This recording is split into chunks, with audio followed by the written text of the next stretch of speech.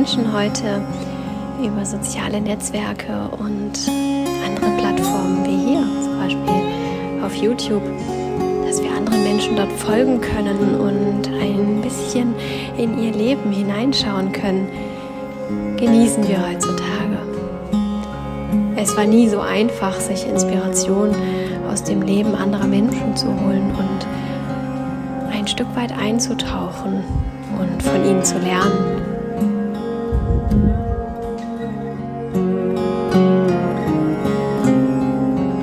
Leider hat es oft auch den Nebeneffekt, dass wir glauben, andere Menschen hätten es grundsätzlich irgendwie leichter. Ihr Leben sei so viel minimalistischer und alles wäre so viel schöner und hochwertiger und alles würde besser laufen. Sie hätten nicht so viel Unglück und so viele Herausforderungen. Irgendwie haben sie es besser. Und manchmal entsteht daraus leider auch der Gedanke oder sogar die Überzeugung, dass unser eigenes Leben nicht so gut ist wie das der anderen.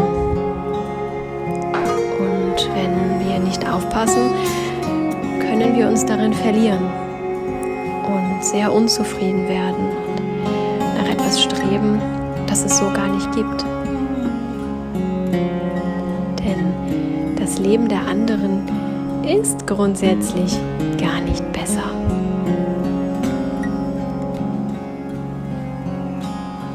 Zum einen, weil es gar nicht so viel besser ist. Was wir sehen, ist immer nur ein Ausschnitt und nicht das große Ganze.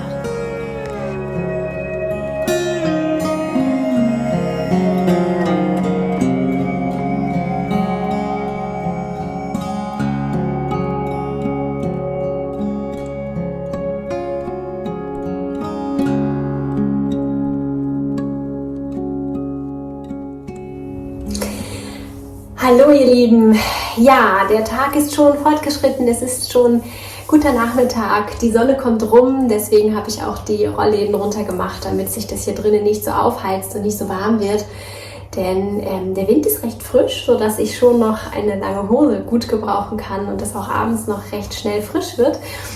Aber die Sonne an sich hat schon sehr viel Kraft und wenn sie dann den ganzen Tag so ins Zimmer reinscheint und auf die Fenster scheint, dann wird es tatsächlich sehr schnell sehr warm. In jedem Fall ist der Tag nun schon fortgeschritten und ich habe einige Dinge getan, Alltägliches eben, was so jeden Tag anliegt und zu tun ist. Und jetzt wollen wir einen kleinen Ausflug machen und zu einem Selbstpflückfeld fahren. Da kann man einige Obstarten pflücken, aber auch Blumen selber schneiden. Und das mache ich jetzt eher nicht so. Ich finde das irgendwie schade, Blumen zu töten, um sie mir hinzustellen. Ich bekomme immer mal mit Blumen, einmal in der Woche, aber das ist eine andere Geschichte, das erzähle ich mal wann anders. Jetzt würde das den Rahmen sprengen. In jedem Fall möchte ich keine Blumen schneiden, aber das Obst ernte ich sehr gerne und wir hoffen, dass wir schon ein paar Blaubeeren ernten können. Dort sind eher so die Spätsorten angepflanzt, die man erst später ernten kann. Und da sind auch eher so die ganz kleinen Heidelbeeren, die aber unglaublich süß sind. Sie erinnern mich geschmacklich an Walderdbeeren. Die sind ja auch klein, aber unglaublich süß und aromatisch. Und bei den Heidelbeeren dort, finde ich, ist es genauso. Sie sind klein, aber sehr aromatisch, sehr süß. Und ich finde ja viel, viel besser als die großen Heidelbeeren aus einem Supermarkt oder von den Heidelbeerständen hier. Also da freue ich mich drauf, da hoffentlich einige Heidelbeeren mitnehmen zu können. Und da wachsen irgendwie auch Maulbeeren, dafür sind wir aber schon ein bisschen spät. Und soweit ich weiß auch irgendwie Walnüsse und Holunderbeeren und einige andere Dinge. Brombeeren, glaube ich, gibt es da auch. Also man kann da schon ein bisschen was ernten, wenn da die richtige Jahreszeit ist. Aber ich glaube, jetzt werden es im besten Falle ein paar Heidelbeeren werden. Aber genau, die möchte ich auch haben und da freue ich mich auch schon drauf. Nehme euch da auch sehr gerne mit. Auch das, was ich mit euch teile, sind ja eher so die netteren Dinge. die netten Momente des Tages oder die schönen Ecken, der schöne Blumenstrauß oder der nette Moment mit einem schönen Getränk. Weil ich möchte, dass ihr euch entspannen könnt, wenn ihr meine Videos schaut oder auf Instagram durch meinen Feed scrollt oder einen Podcast hört oder sonst wie etwas von mir konsumiert. Ich möchte euer Leben ein Stückchen leichter, schöner und besser machen. Und wie könnte ich das, wenn ich euch in meinen Videos unschöne Dinge zeigen würde oder nur die grässlichen Dinge aus meinem Leben erzählen würde?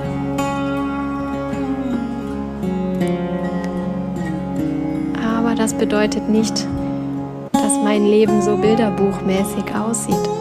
Ganz im Gegenteil. Wer mich kennt, weiß, dass kaum ein Leben so durcheinander, turbulent und oftmals dramatisch ist wie meins.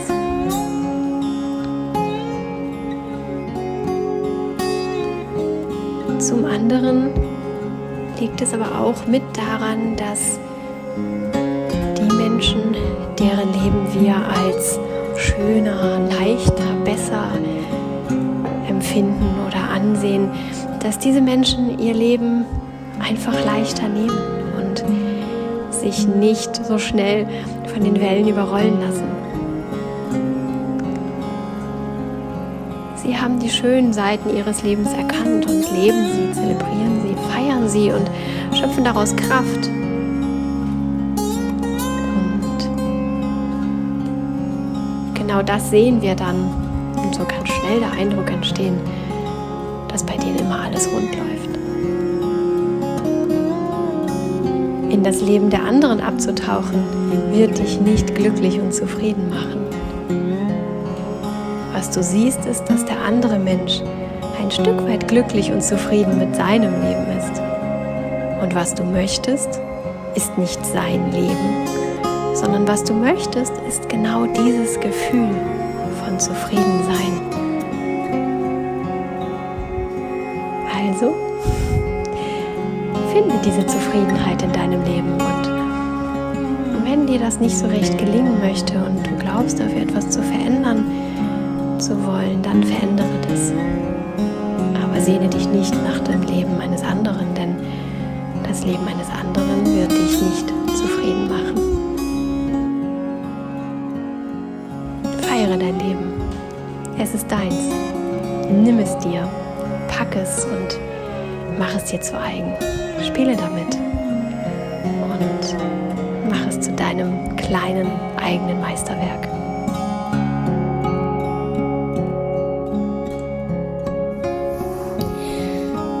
Hallo ihr Lieben, schön, dass ihr da seid und schön, dass wir gemeinsam eine weitere Woche beschließen und feiern und uns auf die nächste vorbereiten. Was mir meine letzte Woche verschönert und erleichtert hat, war sicherlich meine neue Yogamatte.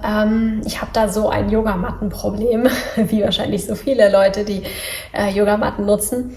Mein Problem ist aber eher, dass meine Hände und meine Füße sehr trocken sind. Ich eben nicht schwitze oder Feuchtigkeit produziere und dann rutsche ich auf den Matten, auf denen man eben eigentlich nicht rutscht. Das heißt, wenn die Matten eher für für feuchte Hände konzipiert sind, was ja die meisten Matten sind, weil ganz viele eben ein wenig Feuchtigkeit und Schweiß produzieren, wenn sie Yoga machen oder sonstige Sportarten machen, dann rutscht es für mich ganz besonders. Ich habe also gelernt, je mehr darauf steht, rutschfest auch bei feuchten Yoga-Arten, bei Schweiß oder bei diesen Bikram-Yoga oder sonst was, desto rutschiger ist es für mich im nicht schwitzigen Zustand. Also mit trockenen Händen rutscht man viel mehr als mit nassen. Das ist meine Erfahrung. Und es ist sehr schwierig für mich, da Yogamatten zu finden, die für mich funktionieren. Ich habe da schon Yogamatten gefunden. Ich habe da eine Marke, die ich schon seit längerem benutze und mit der ich auch wirklich sehr zufrieden bin. Aber leider werden die rutschiger mit der Zeit. Ich habe so den Eindruck, dass die Oberfläche sich so ein bisschen abreibt und ein bisschen glatter wird und dann werden sie rutschiger mit der Zeit. Und ich mag meine Yogamatten nicht so oft austauschen. Ich bin nicht ein Fan davon, die alle halbe Jahr oder Jahr irgendwie auszutauschen. Ich mag sie schon gerne ein bisschen länger nutzen, auch aus dem ökologischen Aspekt heraus. Genau, so war ich da bis jetzt nicht so glücklich mit. Und nun hat Herr Bevolia mir eine Yogamatte geschenkt. Sie ist ihm begegnet und er dachte, nimm mal mit, könnte gut sein. Ich finde sie auch sehr hübsch. Ist die Blume des Lebens so so eingraviert, sieht sehr 3D-mäßig aus. Aber unabhängig von der Optik ist sie sehr angenehm vom Material. Sie fühlt sich eher so im ersten Moment so ein bisschen künstlich an, was mich so ein bisschen abgeschreckt hat. Meine jetzige ist so ein bisschen mit Jute, also schon eher natürlichere Materialien, auf denen ich mich dann auch wohler fühle. Diese hier ist eher ein bisschen künstlich anzufühlen, aber rutscht nicht oder kaum und so ein bisschen dicker und gepolsterter. Das kenne ich auch nicht. Meine Matten sind recht dünn und nicht so wirklich fluppelig.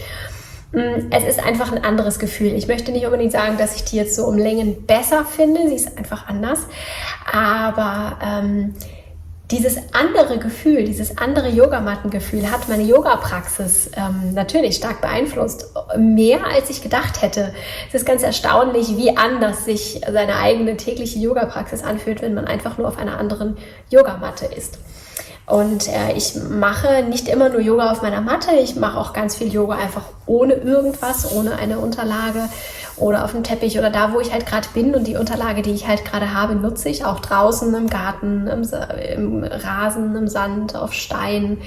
So ganz graue Terrassensteine würde ich dann immer was unter die Knie legen, irgendwie, wenn ich dann auf die Knie gehe. Aber ansonsten bin ich da nicht so festgefahren, es muss eine Yogamatte sein, aber trotz dass ich da so flexibel bin, hat sich diese andere Matte so sehr anders angefühlt und ich habe mich jedes Mal wieder so gefreut. Es war ein sehr schönes Gefühl, darauf Yoga zu machen. Hätte ich nicht gedacht, dass mich da ein neues Yogamattengefühl so glücklich macht, aber da ich recht viel Yoga mache, war das natürlich ein wesentlicher Faktor letzte Woche, der mich da so sehr begleitet hat. Genau. Wie immer würde ich mich freuen, wenn auch du mir erzählst, was deine Woche leichter, schöner, goldiger, sonniger gemacht hat, damit wir hier so einen Pool eröffnen können an Inspiration und wir alle immer mal wieder dahin zurückkehren können, wenn wir einen schlechten Tag haben und den Eindruck haben, das Leben trägt gerade nichts Gutes für mich, dann kann man schauen, dass es vielleicht doch irgendwie etwas Gutes irgendwo gibt. Ich wünsche dir eine ganz, ganz tolle Woche. Lass mich gerne Themenwünsche für Videos hier wissen, wenn du da irgendwie irgendwelche Inspirationen wozu auch immer möchtest, dann lass mich das gerne wissen, dann sprechen wir das hier gerne an. Und ansonsten freue ich mich auch sehr, von dir zu hören und zu lesen. Mach es gut, tschüss!